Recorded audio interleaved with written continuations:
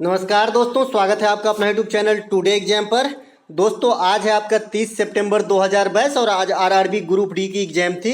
Second shift की भी exam समाप्त हो चुकी है।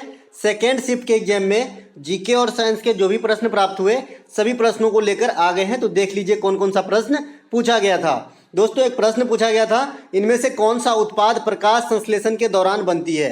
दोस्तों प्रकाश संश्लेषण के दौरान जो है पौधे का पोषक तत्व बनता है, जैसे कि आप जानते हैं। तो इसमें स्टार्च भी शामिल है, तो यहाँ पे स्टार्च ऑप्शन में दिया गया था और यही राइट आंसर करके आना था। पौधे की प्रकाश संश्लेषण के लिए क्या क्या आवश्यकता है, क्योंकि यहाँ से क्वेश्चन आते रहते हैं। तो प्रकाश संश्लेषण के लिए सबसे पहले सूर्य का प्रकाश काफी इंपोर्टेंसी रखता है, क्योंकि रात के समय प्रकाश संश्लेषण हो ही नहीं सकता। उसके बाद आपका कार्बन डाइऑक्साइड, जल और क्लोरोफिल। अब क्लोरोफिल में आपका जो है मैग्नीशियम धातु पाई जाती है, ये भी बात ध्यान रखेंगे। इसके अलावा पौधों में जो श्वसन होता है या गैसों का आदान प्रदान होता है, ये आपका एस्टोमेटा या इसे हिंदी में रंध्र कहा जाता है, इसके द्वारा होता है। एक प्रश्न आता है कि गोलीय दर्पण में फोकस दूरी 0.2 मीटर, तो वक्रता त्रिज्या क्या होगी। 0.2 मीटर कहने का मतलब है कि 20 सेंटीमीटर। ठीक है, तो वक्रता त्रिज्या क्या होती है भाई, आपका जो है फोकस दूरी दे रखा है 20, तो आर की वैल्यू हम निकाल लेंगे। तो यहाँ पे 40 सेंटीमीटर या 0.4 मीटर जो है आपका वक्रता त्रिज्या हो जाएगा, क्योंकि वक्रता त्रिज्या F बराबर R/2 होता है। एक प्रश्न आपसे पूछा गया था, पहली पंचवर्षीय योजना का कार्यकाल क्या था। रिपीट किया हुआ प्रश्न है, 51 से 56 और इससे पहले वाले शिफ्ट में मैंने तीनों पंचवर्षीय योजना को समझा दिया था। ठीक है, और हैराड डोमर के मॉडल पे आधारित है। इसके बाद आपका द्वितीय पंचवर्षीय योजना पीसी महान लोबिस के मॉडल पे आधारित है। इसके बाद एक प्रश्न आपसे पूछा गया था यहाँ पर, पीवी सिंधु ने स्विस ओपन जो है बैडमिंटन का खिताब कब जीता है, ये पूछा गया था। तो ये आपसे 2022 में जीता गया है। पीवी सिंधु ने स्विस ओपन जो है जीता है 2022 के अंदर।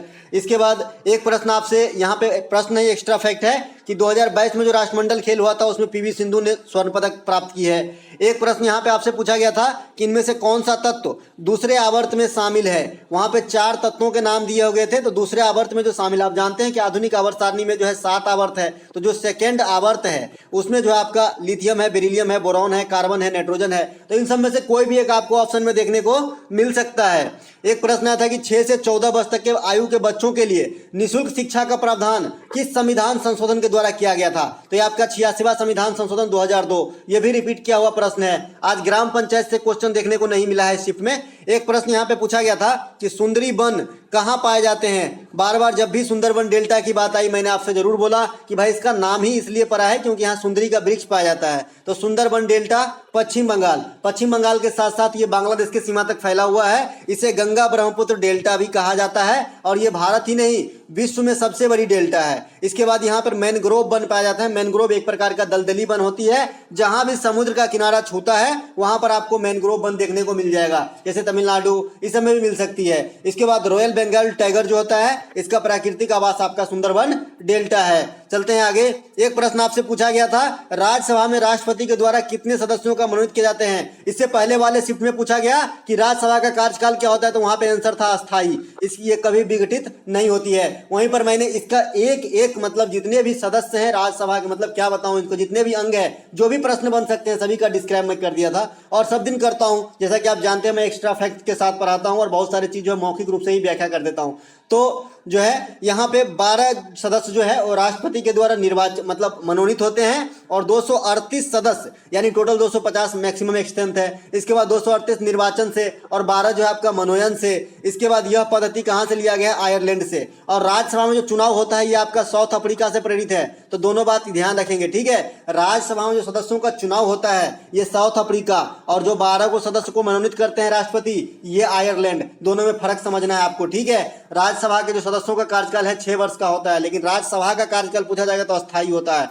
एक प्रश्न यहाँ पे पूछा गया था कि वर्ष 1919 में कौन सी कमीशन का गठन किया गया, तो हंटर कमीशन। अब हंटर कमीशन का गठन क्यों किया गया था, जालियांवाला बाग हत्याकांड के जांच हेतु। जालियांवाला बाग हत्याकांड कब होती है, 13 अप्रैल 1919 को। क्यों होती है, रॉलेट एक्ट के विरोध, जब भारतीय जो है शांतिपूर्ण ढंग से मतलब बैठक कर रहे थे, अपनी मशवरा ले रहे थे, कहाँ पे, जालियांवाला बाग में, तभी जनरल डायर ने गोली चलवा दिया था। एक प्रश्न था कि रानीखेत किस राज्य में है। दोस्तों रानीखेत जो है ये उत्तराखंड राज्य में है, एक टाइप से हिल स्टेशन है। और यहाँ पे मैं आपको बता दूं कि रानीखेत एक प्रकार की बीमारी भी होती है जो मुर्गे वगैरह में यानी कुक्कुट पालन में देखा जाता है। ठीक है, एक प्रश्न यहाँ पे पूछा गया था किस केंद्र शासित प्रदेश में सबसे कम वनों का प्रतिशत है? तो सबसे कम वनों का प्रतिशत जो है ये आपका दमन एवं दीव में है।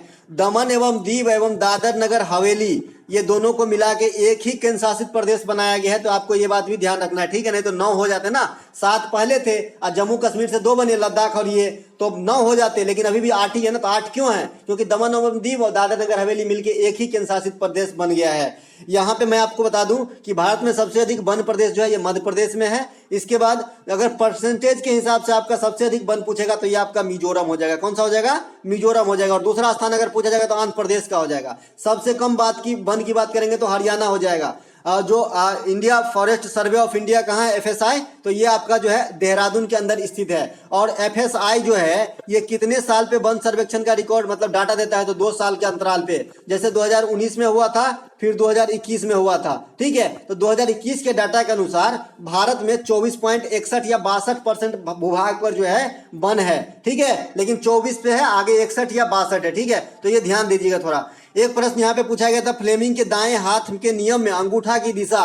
दोस्तों बाएं हाथ के नियम तो मैंने बताया था, लेकिन दाएं हाथ का नियम नहीं बताया था, लेकिन आज यहाँ पे दाएं हाथ का नियम पूछा गया है, तो कोई बात नहीं। यहाँ देख लीजिए, अंगुली यहाँ पे है, 3 उंगली इस्तेमाल होता है, अंगूठा, तर्जनी और बीच की उंगली, ठीक है। तो यहाँ पे जब भी दाहिने हाथ की बात करेंगे तो चालक की दिशा, चालक की जो गति होती है उसकी दिशा को इंगित करता है। और दाहिने हाथ में जो तर्जनी है ये चुंबकीय क्षेत्र को इंगित करता है। इसके बाद जो बीच की उंगली होता है वो आपका जो है जो प्रेरित ईएमएफ होती है उनको जो है आउटपुट जो होती है उसको जो है इंगित करता है। वहीं पे बाएं हाथ के नियम में चालक की दिशा कौन करता है? चालक की दिशा कौन करता है? अंगूठा ही करता है। चुंबकीय क्षेत्र दोनों में सेम ही सेम है। तर्जनी उंगली जो है दोनों में मैग्नेटिक फील्ड को जो है आपको इंगित करता है। इसके बाद में जो बाएं हाथ के नियम में है बीच की उंगली धारा की दिशा को इंगित करते हैं। तो यहाँ पे आपको अंगूठा का पूछा गया था, तो चालक की गति की दिशा हो जाएगी राइट आंसर। तो आपको ये पीडीएफ टेलीग्राम पे दे दिया जाएगा, ले लीजिएगा फ्री में, ठीक है। एक प्रश्न यहाँ पे पूछा गया था कि जो स्त्रियों में नसबंदी होती है, ऑपरेशन होती है स्त्रियों का, जो नसबंदी होता है ताकि जो है प्रजनन नहीं हो सके उनसे, तो यहाँ पे उसको कौन से अंग में जो है बाधित करके जो है इस प्रकार का जो है मतलब प्रजनन रोका जाता है, इस प्रकार का प्रश्न पूछा गया था। तो यहां से जो है फेलोपियन ट्यूब ऑप्शन में दिया गया था, यही राइट आंसर है। इसको जो है बाधित कर दिया जाता है ताकि जो है अंडाणु और शुक्राणु का जो है मैच नहीं हो सके और जो है गर्भ नहीं पनप सके।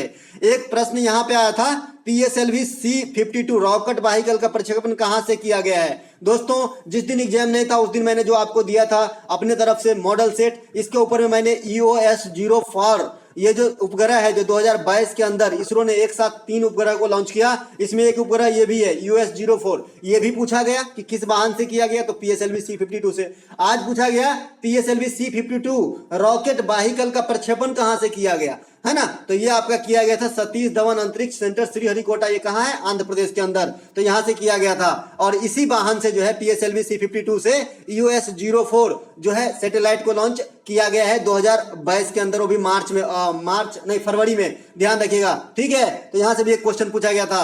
एक प्रश्न आपसे पूछा गया था कि 2022 में इसरो के प्रमुख कौन है? कुछ बच्चे बता रहे हैं कि इसरो नहीं, जो विक्रम साराभाई है उसके प्रमुख पूछे थे। तो मुझे यहाँ पे लग रहा है कि इसरो ही पूछा होगा क्योंकि ज्यादा फेमस है। तो इसरो को जो प्रमुख है एस सोमनाथ है, ठीक है। और ये किसका स्थान लिया है? के सिवन का। के सिवन को रॉकेट मैन ऑफ इंडिया कहा जाता है और आपका APJ अब्दुल कलाम साहब को जो है मिसाइल मैन ऑफ इंडिया कहा जाता है। दोनों में फर्क है। इसरो की स्थापना 1969 में होती है, मुख्यालय कहाँ है? बेंगलोर में है, ठीक है। इसके अलावा एक प्रश्न आपसे पूछा गया था, राष्ट्रीय भाषा आयोग का मुख्यालय कहाँ है? तो ये कर्नाटक मैसूर में है। इसके बाद एक बच्चे तो बता रहे हैं कि शास्त्रीय भाषा से भी क्वेश्चन आया था और तमिल मैंने आंसर करके आया हूं। तो भाई क्या है सही? तो वो तो बच्चे ही बताएंगे, क्योंकि भाई एक ही टॉपिक से 2 क्वेश्चन मुझे थोड़ा सा अटपटा सा लग रहा है कि भाई एक राष्ट्रीय भाषा का आयोग भी पूछ देगा और राष्ट्रीय भाषा भी पूछ देगा, ये थोड़ा मुझे गलत लग रहा है। लेकिन एक बच्चा बोल रहा है मैंने तमिल आंसर करके आया है, तो हो सकता है भाई कि जो है 6 शास्त्रीय भाषा में जो है आपका तमिल शास्त्रीय भाषा है, तेलुगु है, कन्नड़ है, संस्कृत है, मलयालम है, ओडिसी है। भाई TCS वाले क्वेश्चन सेट करते हैं, कुछ भी कर सकते हैं, एक टॉपिक से 10 क्वेश्चन भी पूछ सकता है, मैं मानता हूं ऐसी बात। एक प्रश्न यहाँ पे कि 1970 के दशक में गुजरात का कौन सा बांध विवाद में रहा था, इस प्रकार का प्रश्न आया था। तो यहाँ पे सरदार सरोवर परियोजना जो है विवाद में रहा था 1970 के दशक में। इसके बाद सरदार सरोवर परियोजना जो है नर्मदा नदी पर स्थित है। इसके बाद उकाई परियोजना, ये भी गुजरात में है, ये ताप्ती नदी पर स्थित है और ताप्ती नदी जो है ताप्ती नदी के किनारे सूरत शहर बसी हुई है। एक प्रश्न आया था राष्ट्रमंडल खेल 2022 में किस महिला टीम ने स्वर्ण पदक जीता? तो लॉन बॉल के जो महिला टीम है ये स्वर्ण पदक जीती थी, मतलब सेमीफाइनल में न्यूजीलैंड को हरा के फाइनल में पहुंचते तब जीती थी। ठीक है, तो यहाँ पे राष्ट्रमंडल खेल में भारत ने कुल 61 पदक जीते और चौथा स्थान हासिल किया। पहला स्थान जो है ऑस्ट्रेलिया हासिल किया। कहाँ हुआ था? इंग्लैंड के अंदर बर्मिंघम में। शुरुआत कब होती है? 1930 में। कहाँ पे? कनाडा के हैमिल्टन से।